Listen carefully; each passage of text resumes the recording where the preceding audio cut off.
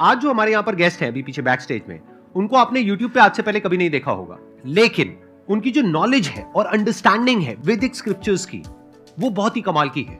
Please give an energetic and warm welcome to the one and only Swami Prakashanand जी।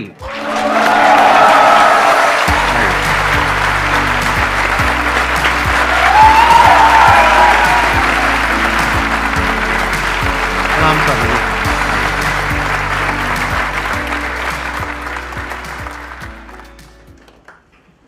आप थोड़ा सा बताएंगे अपने बैकग्राउंड के बारे में, अपनी जर्नी के बारे में, कैसे आपने इस पाथ को चूज किया? मैंने मेरी लाइफ में वेटरनरी साइंस में ग्रेजुएशन किया, उसके बाद में पोस्ट ग्रेजुएशन किया। बट इंटरेस्टिंग थिंग ये हुई कि जिस दिन मैंने कॉलेज ज्वाइन किया एज अ लेक्चरर, तो उस दिन मेरे मन में पीछे एक थॉट आया। भगवत गीता का जो शुरुआत है वो ये ऐसा है, अशोचान अन्वशोचस्तम प्रज्ञावातांश्च भाषसे गतासून अगतासूंश्च नानुशोचन्ति पंडिता।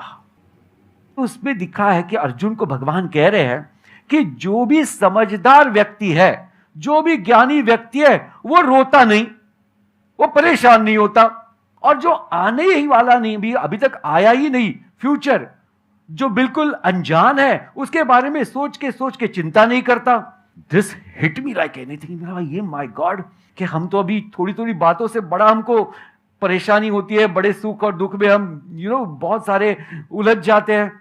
तो तब से मैंने सोचा कि नहीं, मुझे तो बस भगवत गीता की पढ़ाई पूरी करनी है। तो मोड़ यहां से आया कि ऐसे धीरे धीरे जब मैं चलते गया तो रास्ते खुलते गए, और आज मैं यहां हूं।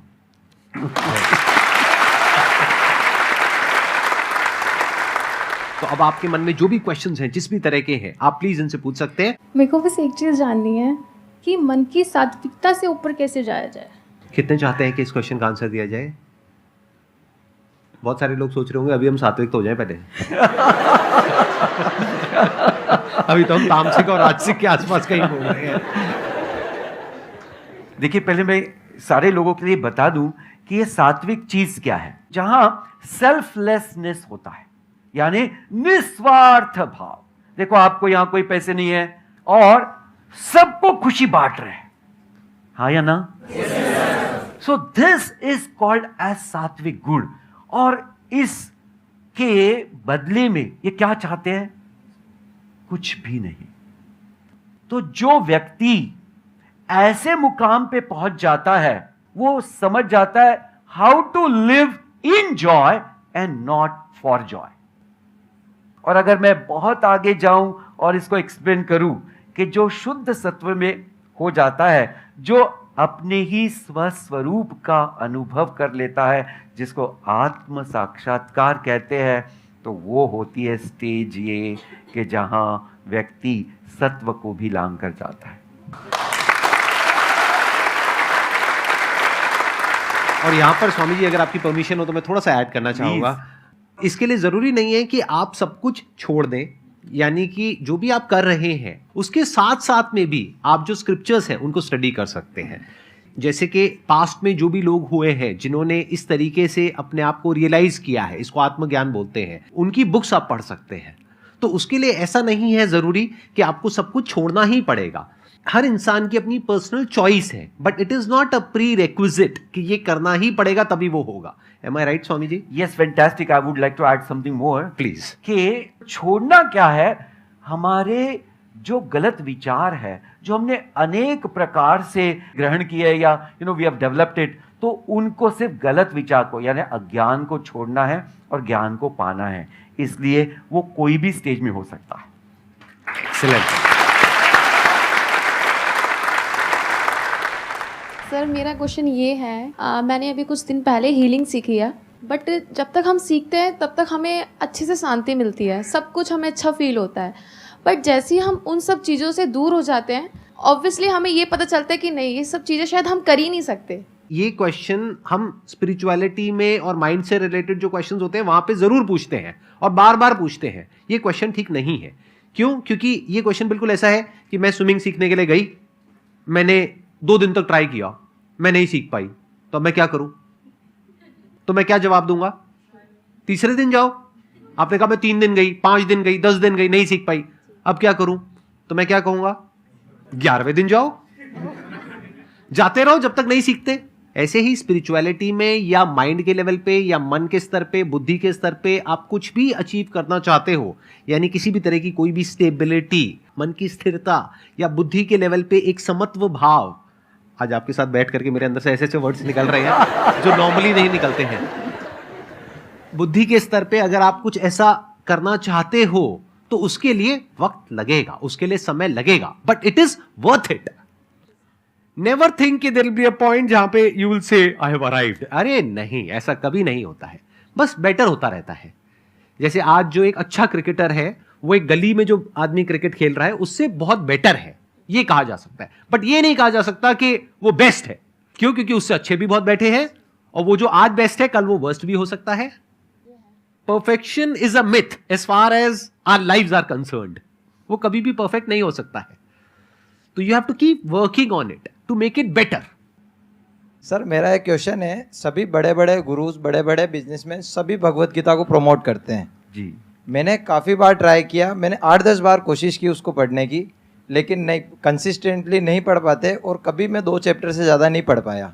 तो आप ऐसा कुछ सॉल्यूशन बताओ कि हम जो यंग यूथ बढ़ रहा है वो मतलब भगवत गीता को अपने अंदर कैसे उतारे और उसका एक ऐसा सॉल्यूशन मिले कि हम उसको पढ़ तो हम नहीं सकते क्योंकि हमारे में इतना पेशेंस नहीं है कि हम पूरी बुक पढ़ पाएँ।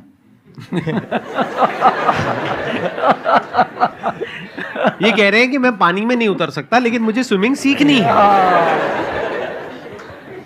इसका जवाब भगवान ने दिया है भगवत गीता में।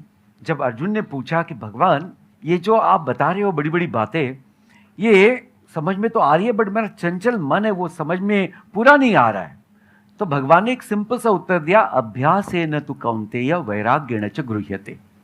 यानी अभ्यास यानी सतत प्रैक्टिस।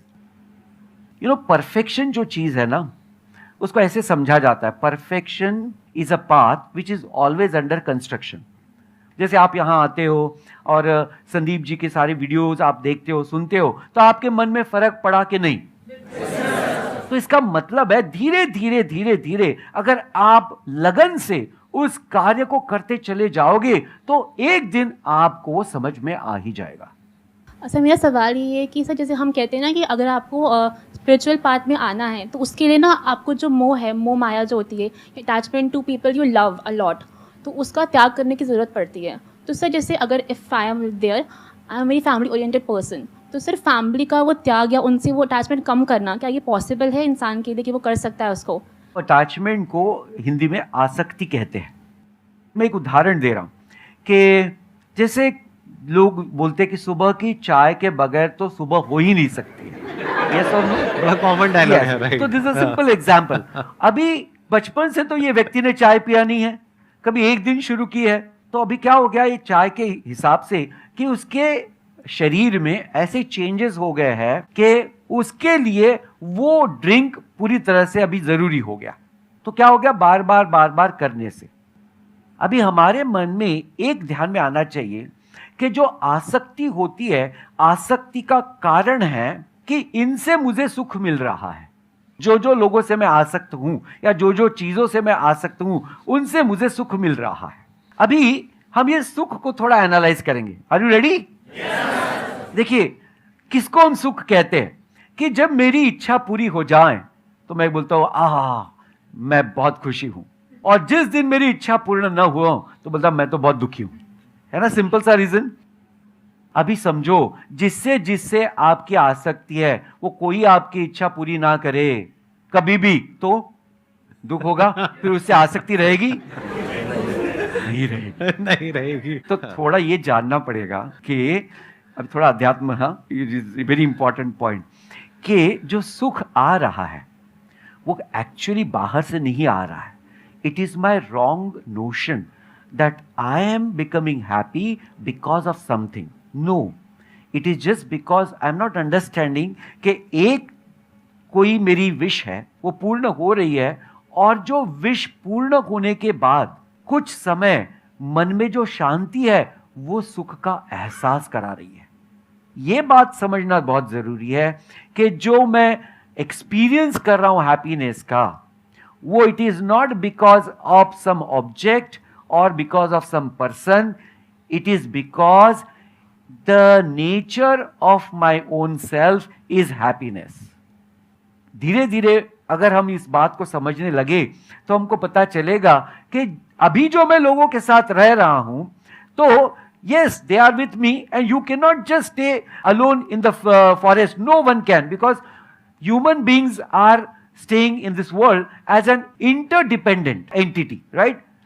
तो डिपेंडेंस रहने वाली है, लेकिन साइकोलॉजिकल जो डिपेंडेंस है वो हमको आसक्ति कराती है कि यही व्यक्ति जो है यही मुझे सुख दे रहा है, अगर ये चला गया तो मेरा क्या होगा.